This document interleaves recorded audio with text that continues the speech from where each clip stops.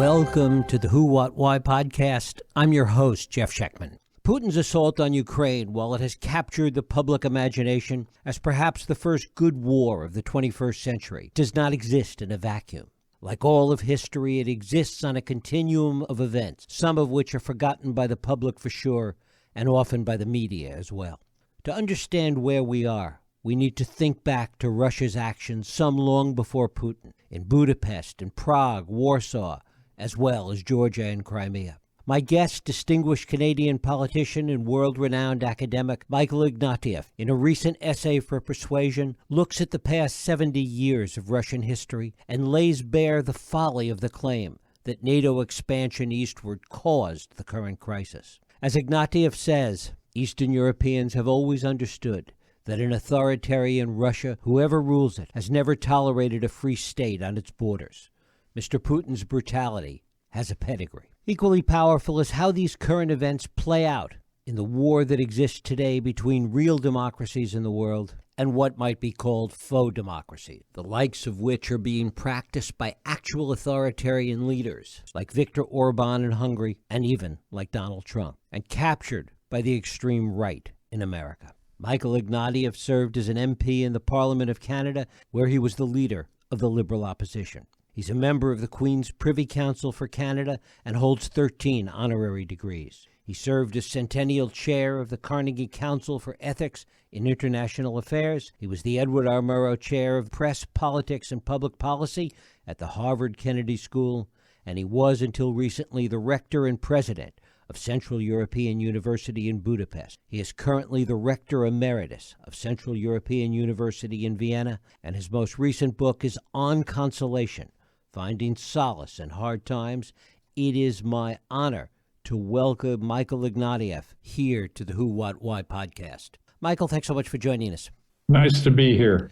Well, it's a delight to have you here. When we look at the current situation, there's still so much talk about this relating to NATO expansion, and this is what triggered Putin, and that in a real politics sense, the West should consider themselves responsible. But as you lay out in a recent article you've written, the history of this goes back much, much further. Well, it's important to say that the West made plenty of mistakes. I mean, we were slow to wake up to Putin's actions in Georgia, the takeover of Crimea, Donetsk, and Luhansk. So we made plenty of mistakes. That's not the burden of my argument. The burden of my argument is that if you go back to NATO expansion in the 1990s, it was a passionate demand by the Poles, by the Czechs, by the Baltic states, by the Hungarians, who felt on the basis of their knowledge of history that they couldn't be safe next to the Russians unless they had a NATO security guarantee. In other words, they couldn't be democracies unless we were prepared to step up and defend them. And my criticism of a lot of American thinking about this is that Americans do have a tendency to think that everything they do makes the world happen, and they ignore the extent to which these Eastern European countries were historical agents themselves. They had something to say about NATO's expansion, and they pulled NATO east instead of NATO being pushed westward on top of unwilling Eastern Europeans. They absolutely demanded it as a condition of their democracy, because many of them had no illusions about the Russians. They had no illusions about Putin. And now we are where we are. And if you're a Pole today, you are absolutely hoping that the NATO guarantee of your security holds, because you're right next to Putin and his missiles are landing 7 kilometers from your front line, from your border. One of the other things you talk about is Putin's speech back in 2007 at the Munich Security Conference, which laid out pretty clearly what his thinking was at that point. Yes, and I think one of the mottos that we should adopt in relation to Mr. Putin is that when Mr. Putin says something, it pays to believe him. If he says he feels that Russia has no place in the post-Cold War order, that it's been dissed and not been treated with respect, that it is threatened and all this stuff, you can be pretty sure he means it, and he will put in train a strategy to do something about his resentments. And it's also clear that there are lots of Russians who believe him for deep historical reasons. The Russians have often believed in a very paranoid way that the West is out to get them. And that's one of the reasons why this NATO expansion story feeds into the paranoia of the Russians. And, Putin has perfect pitch for the resentments and paranoias of his people. And so much of this goes back to 1991 and the collapse of the Soviet Union. Yeah, and I think there's no question we made some serious mistakes. There was a historic opportunity to move Russia towards a democracy. I mean, the West can't make that happen, but I think the critical mistake was that we thought that economic liberalization should come first. And so the right thing to do is to, dismantle the socialist command economy and just let prices, complete liberalization of the market. And this produced a catastrophic fall in the living standards of most Russians, while allowing a certain number of people, these famous oligarchs, to get very, very rich very quickly. And so the Russians' first encounter with democracy was kind of capitalism red in tooth and claw. And what we should have done is say, let's take the economic liberalization much more slowly because it's so disruptive, and instead build democratic institutions, get a couple of electoral cycles under our belt, get some new democratic leaders trained up and ready to step up to the plate. That was a much better sequence. And then, but only then, begin to liberalize the economy. Well, this wasn't the path that was adopted. The advisors who flooded in to advise Mr. Yeltsin urged him to put market liberalization first, and the consequences we're still living with, because remember what happened. By 1999, Yeltsin was done, and who takes over but Vladimir Putin, and he's been in power ever since. And that was a historic missed opportunity for which we will continue to pay the price as long as this regime survives. What could the West have done differently at that moment? You talk about the decisions that Yeltsin made. What could the West have done differently that might have reshaped those events? It's hard to see looking back exactly.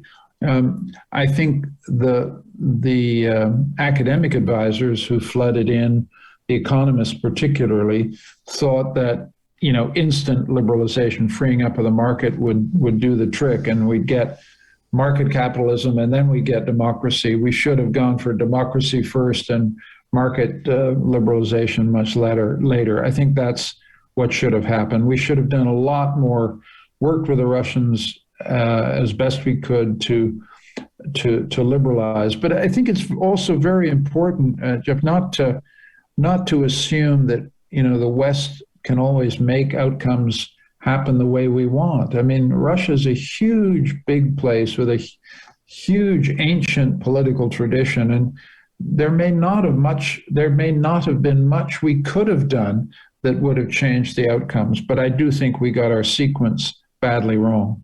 Has the current crisis created opportunities that were not yet seen?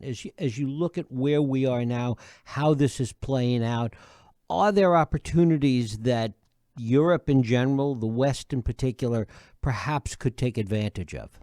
Every crisis does throw up opportunities. Right now, I just see a nightmare unfolding. The opportunities that we've seized, and we've seized them already, has been to revivify NATO, to give it a new raison d'etre. Europe and the United States are more united than they've been in 30 years. The other opportunity that is being seized is the Germans have had a, frightening wake-up call. They're so dependent on Russian oil and gas that they've got to think hard about how they get energy sovereignty. And energy sovereignty is going to be a magic word across Europe for, the next 10, 15 years. I mean, I'm talking to you from Vienna. When you go to the airport in Vienna, you pass by this enormous refinery in this place where they store natural gas for the whole of Vienna, the whole of Austria. Well, it's owned by the Russians. And so the Austrians are suddenly discovering that the Russians have them, by the neck.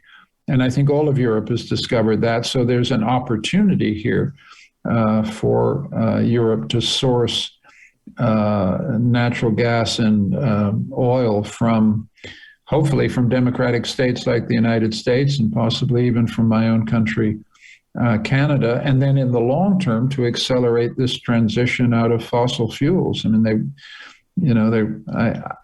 for my money, they should be going back to nuclear, and they should be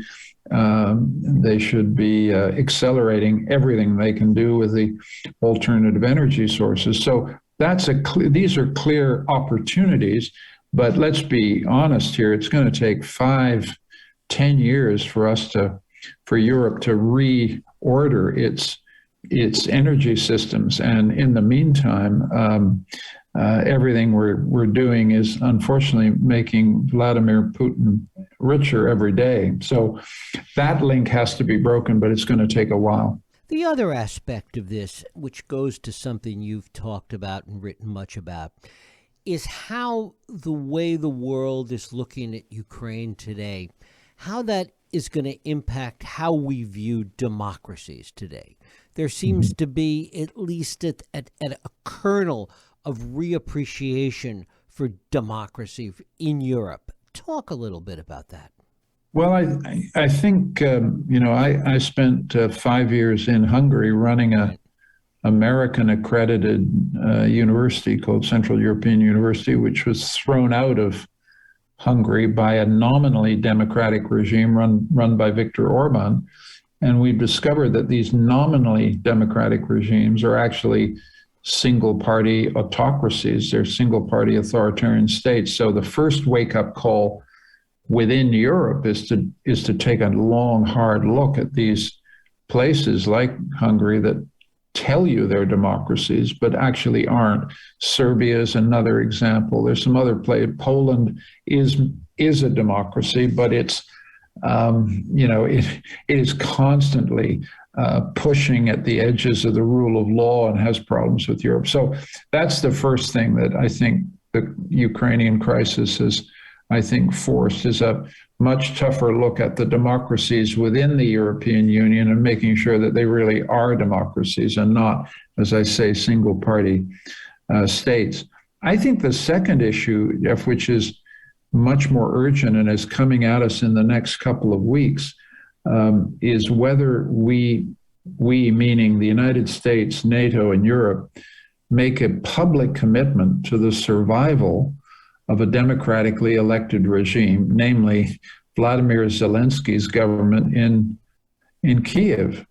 I mean, this is the thing coming right at us. We have not said so far that we're committed to maintain that government in power, but we're going to get to a moment if the Russians encircle Kyiv and began lobbing artillery shells at the presidential palace, when the decision will have to be made. Do we evacuate Vladimir Zelensky, who's been heroic, and set up a government of exile outside of Ukraine? Or do we tell the Russians and reinforce it if necessary, no, that this is a democratically elected government, you've got absolutely no business taking it apart, and we're going to stop you if you try. Now, I'm well aware of how risky this is.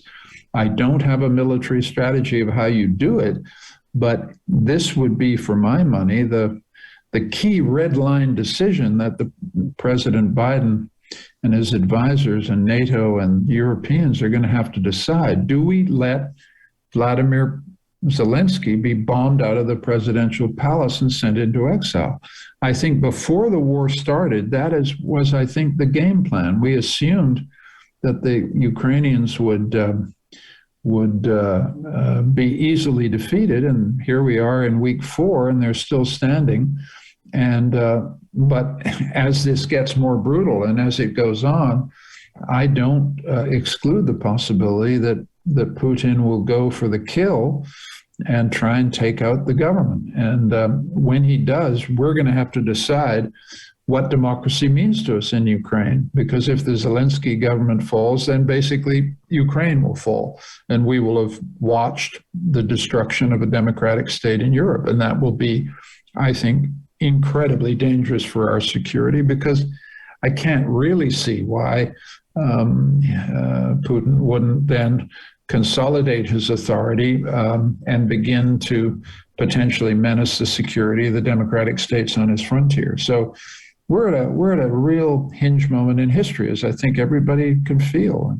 And where is the nexus between this and this world perception today that authoritarianism in general is on the rise, that democracy is under siege around the world?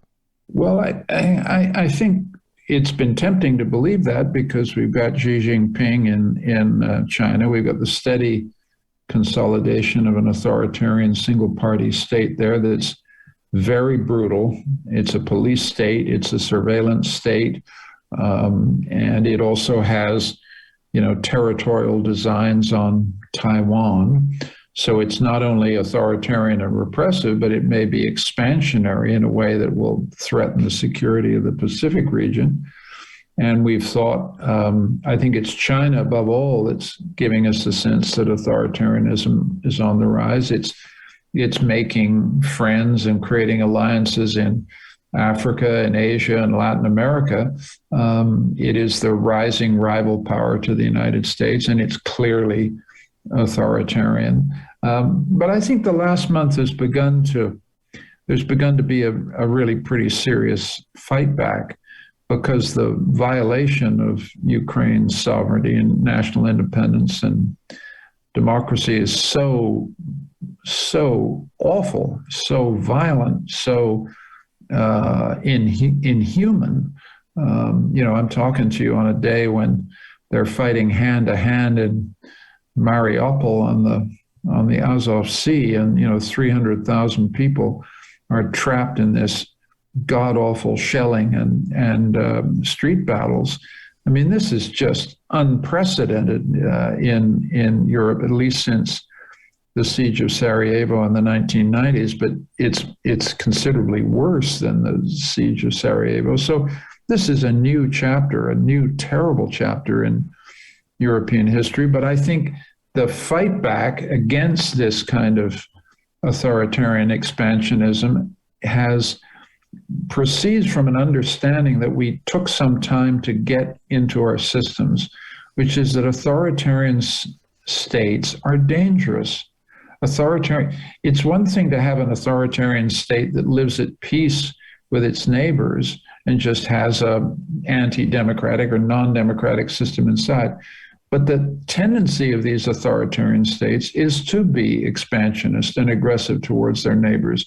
This is what Putin is proving in Europe, and I hope and fear that Xi Jinping will do the same. And once these are expansionist states, then they need to be contained. And the United States did this successfully after 1945 by containing Soviet expansionism, and Europe is free because of it, and we're free because of it. And I think we're just going to have to go back to that as our strategy. And I also think the final point I'd make, Jeff, is that there's been, I think, a lot of self-doubt inside democracies. We told ourselves a story that we're soft, we're divided, we're polarized, we can't agree on anything, we don't believe in anything, our kids are going to hell. We've told ourselves a story about how weak and enfeebled we are. Well, the minute a really serious enemy raises its head, as Putin has done, it puts a lot of trivial arguments and debates aside, and we begin to discover that across the polarized divides of our politics, there are some things we agree with, which is democracy is better than tyranny. Freedom is better than authoritarianism. And so it's time for all of us to stand up. It doesn't mean, I want to start the Third World War here, but it just means we've all discovered what the hell we believe. But of course, we also have members of the political class in the United States that are going, to go visit Viktor Orban and pay homage to him. Oh, sure. And it's an amazing spectacle if you're a democracy lover to see people who've been freely elected by ordinary citizens in the United States coming to a place where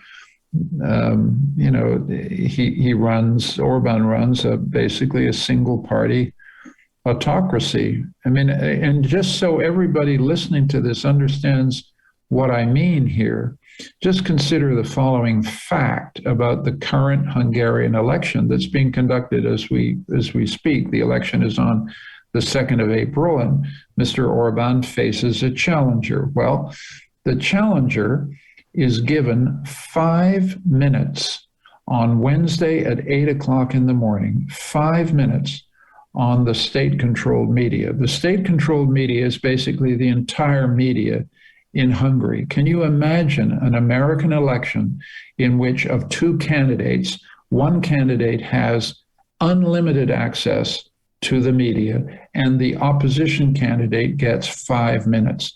That's all you need to know about the state of democracy in Hungary.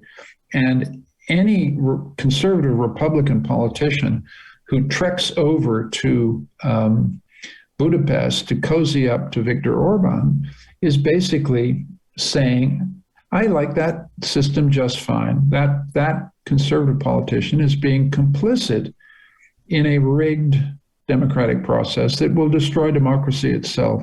So stay clear from it. They're all, and let's make this more precise. I'm a liberal. I'm a signed up liberal. I'm too late to change, but I've spent my political life with conservatives who love democracy just the same as I do, who oppose authoritarianism just the same as I do, who respect and believe in the constitutional order. With those conservatives, we can disagree till the cows come home, but we're in the same democratic camp. But if you go to Orban or you make nice, as President Trump has made with Putin, you really are going over to the dark side. Talking about the dark side, before I let you go, I want to talk about your new book on consolation that really looks at how great thinkers over the years have looked at dark times in the world. And it is consolation for all of us as we face some of the crises that we have today. Yeah, I began this book before COVID and before this terrible crisis in Ukraine. But its message is relatively simple, which is that if we go back to the past, if we take, I'm just choosing almost at random here, a great figure like Michel de Montaigne, the great French 16th century essayist, the thing we need to remember about Montaigne, who wrote funny, wise, witty, incredible essays that can still be read with pleasure, and I hope are being read in colleges and read in bookstores across the United States. What we need to remember about him is that he wrote them, and this is in 1586 to 8, in the middle of a plague which was killing people all around him, a devastating plague for which there were no remedies at that time. And in addition to the plague, in the middle of a civil war in which people were killing each other within sight of his house. So we need to remember, I think, that great wise men have kept their heads, kept their cool, kept their wisdom and sense of humor in the middle of unimaginably difficult circumstances. And in some sense, that's the message of the whole book. I mean, case after case after case, I just have these essays about people who, in darker times than our own, have managed to find a way to stay calm, serene, focused, humorous, and in deep touch with reality, which is what I think we all need we all need to be at this point. And is it your sense that we have the kind of leaders and thinkers that make any of that possible today? Oh, sure. I don't. And leaders are so surprising. I mean, in say September, October last year, if you'd asked Ukrainians about their president, Mr. Zelensky, he had poll ratings in about 30%. Everybody said he's not up to it. He's not serious. Well, look at him now. He's risen to the occasion. I just think that's the thing about human beings, and it's the thing about leadership. People can surprise you. They can rise to the occasion. I mean, I don't want to get into, evaluating the leaders we've got, Sure. but I'm not seeing anybody who's failing the moment. I'm seeing people who are rising to the moment, and the issue is whether citizens rise to the moment. We've got lots of opportunities to assist the Ukrainians. We've got lots of opportunities to get our minds straight about the threats we face to our democracy. And so I think you get good leaders when you've got good citizens. And so we've got a job to do as well. Michael Ignatieff, I thank you so much for spending time with us today on the Who, What, Why podcast. Oh, it was a pleasure. And it was good to talk to you, Jeff. Great questions. Thank you. And thank you for listening and joining us here on the Who, What, Why podcast. I hope you join us next week for another Radio Who, What, Why podcast. I'm Jeff Sheckman. If you like this podcast, please feel free to share and help others find it by rating and reviewing it on iTunes. You can also support this podcast and all the work we do by going to whowhatwhy.org/donate.